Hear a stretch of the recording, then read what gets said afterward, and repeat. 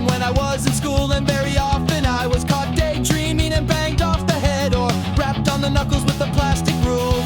Looking out the windows thinking of what life could be, not being ignorant, but I prefer my own fantasy to their reality. This way, that way, stand in line. You're thick, sonny, you're just a waste of time. You got no brains, you're just too thick. Any excuse to be beaten with their punishment stick.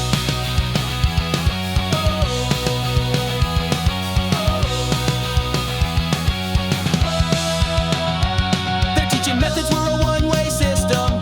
Even if they were wrong, there was no other path for deviation. If you stood up for yourself, they considered that uncool and beaten as an example in front of the old bloody school. My attention span was still lackluster, apart from when it came to fantasies about the beautiful-looking teacher in the French maid's outfit and the feather duster.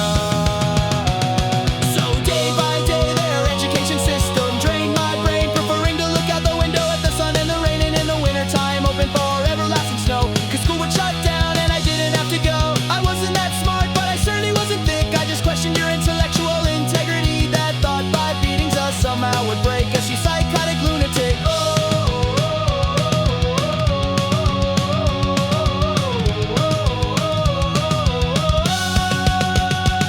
In the dark classrooms with their primitive methods of education, where punishments were a standard rule, where grown men and women had the rights to beat a child, but nobody questioned their barbarity as being cruel that they once ruled and right. Inaccurate and criminal acts of teaching and education, and probably a better methods now in the rules of teacher-pupil integration.